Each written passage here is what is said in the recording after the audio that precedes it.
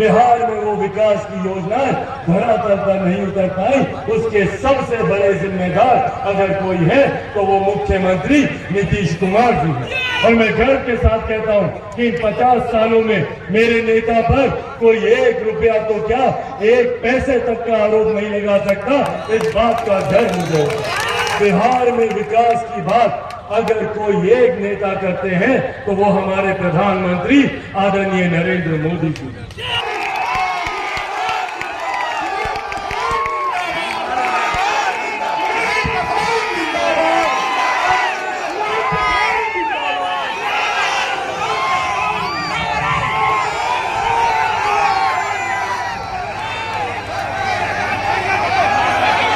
बिहार में वो विकास की योजनाएं धरातल पर नहीं उतर पाई, उसके सबसे बड़े जिम्मेदार अगर कोई है तो वो मुख्यमंत्री नीतीश कुमार जी है। इसीलिए साथी, इसीलिए अंत में यह आग्रह करना है कि ऐसे नेताओं को चुनकर बिहार की विधानसभा में भेजे जो हमारे प्रधानमंत्री आदरणीय नरेंद्र मोदी जी की सोच को मजबूत करने का काम करे, जो मेरे नेता स्वर्गीय रामविलास पासवान जी के अधूरे सपनों को पूरा करने का काम करे।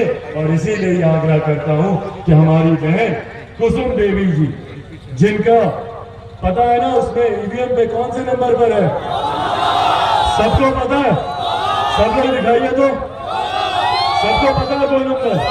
हाँ, ये निशान किस चीज का निशान होता है?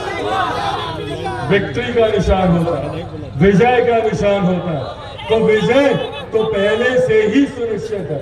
इस बात को हम लोग को तय करना है कि 3 तारीख को कोई ना छूटे, कोई भी नहीं छूटना चाहिए।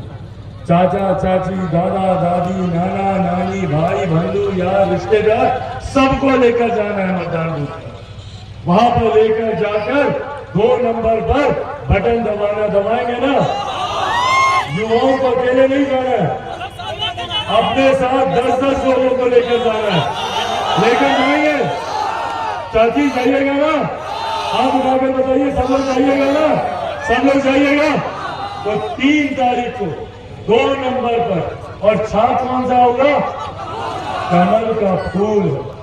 कमल के फूल पर बटन दबाकर आप लोगों को अपना आशीर्वाद देना। और सही मायने मेरे नेता को अगर श्रद्धांजलि, मेरे नेता के तमाम समर्थक, यहाँ पे मौजूद तमाम लोग सही मायनों में स्वर्गीय रामविलास पासवान जी को श्रद्धांजलि, जिन्होंने अपनी अंतिम सांस तक बिहारियों के लिए वो चिंता करते हैं। साथ ही में यहाँ से जिनका निधन हुआ सुभाष जी, वो भी अपनी अंतिम सांस तक संघर्ष करते रहे। सही मायनों में इन दोनों नेताओं को अगर सही में श्रद्धांजलि होगी तो वो श्रद्धांजलि हमारी बहन कुसुम देवी जी की जीत से वो श्रद्धांजलि होगी, जो विधानसभा में भेजे, जो सही मायनों में हमारे लिए लड़ाई लड़े, जो सही मायनों में हमारे हक अधिकार की बातों को विधानसभा में उठाने का काम करे। और कहीं गलती से मौजूदा सरकार के प्रत्याशी चुनाव अगर जीतते हैं तो वही जंगल राज की बात होगी, वही लाठियां चलेंगी, वही अपहरण, डकैती, लूटमार, बलात्कार, हत्याओं का सिलसिला जारी होगा जो मुख्यमंत्री नीतीश कुमार जी के शासन में होता है। आज जो बिहार में सरकार चल रही है, विकास की ये लोग बातें करते हैं। भैया बताइए ना, पिछले 32 साल से बिहार की जनता ने इन लोगों पर नहीं तो और किस पर विश्वास किया? 90 के दशक से लेकर आज तक बिहार में इन्हीं लोगों की सरकार रही है।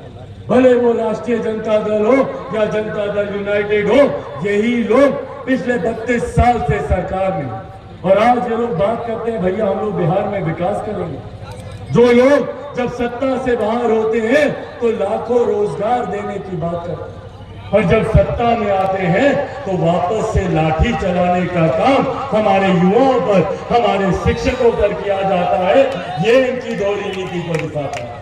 जब विपक्ष में कोई रहता है तो कहा जाता है भैया सीटेट बीटेट सबको भर्ती की जाएगी, 7वें चरण की भर्तियों की बात होती है, सुशासन की बात होती है, यहाँ पर मंगल राज कायम करने की बात होती है। पर वही सत्ता में आने के बाद वही अपहरण, वही हत्या, वही बलात्कार, वही लूटमार का सिलसिला जारी होता है।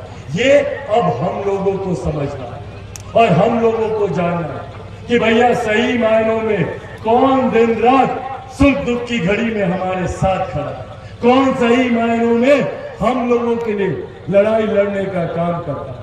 और आज साथियों, विशेष तौर पर यह आग्रह मैं अपने उन साथियों से करूंगा जिन्होंने हमेशा मेरे नेता, मेरे पिता आदरणीय रामविलास पासवान जी का साथ देने का काम किया, जो मजबूती से हर परिस्थिति में मेरे नेता के साथ खड़े रहे।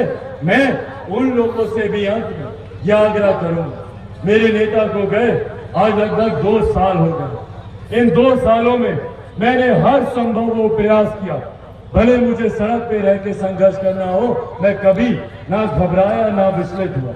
मैंने हर संभव प्रयास किया कि कैसे मैं अपने नेता के सपने को पूरा करूं। विकसित राज्य बनाना मेरे नेता का सपना था। उन्होंने 50 साल से ज्यादा, 5 दशक से ज्यादा सक्रिय राजनीति में उन्होंने दिए ताकि हमारे प्रदेश के लोग आगे बढ़ सकें। और मैं गर्व के साथ कहता हूं कि इन 50 सालों में मेरे नेता पर कोई 1 रुपया तो क्या 1 पैसे तक का आरोप नहीं लगा सकता। इस बात का डर मुझे, उन्हीं का अंशु है, उन्हीं का खून है मेरी रगों में। और ये वादा आप लोगों से करके जाता हूं कि जब तक बिहार को एक विकसित राज्य नहीं बना दूंगा, तब तक मैं भी चैन की सांस नहीं लूंगा। ये वादा आज आप लोगों से करता हूं। पर बिहार में विकास की बात अगर कोई एक नेता करते हैं तो वो हमारे प्रधानमंत्री आदरणीय नरेंद्र मोदी जी। कोई एक व्यक्ति जो बिहार को विकास की राह पर मजबूती से आगे लेकर जाने की सोच रखते हैं, भैया मैं उनकी सोच में कभी कोई खोट नहीं हो सकती। हमारे प्रधानमंत्री जी की सोच यकीनन यहाँ पर जिनके माध्यम से वो विकास को धरातल पर उतारने का प्रयास कर रहे थे, वो नेता गलत थे। मुख्यमंत्री जी के माध्यम से प्रधानमंत्री जी ने कई बार सोचा कि भैया डबल इंजन की सरकार है, जो प्रधानमंत्री जी केंद्र में चाहते हैं उसको वो धरातल पर उतार पाएंगे। पर हकीकत है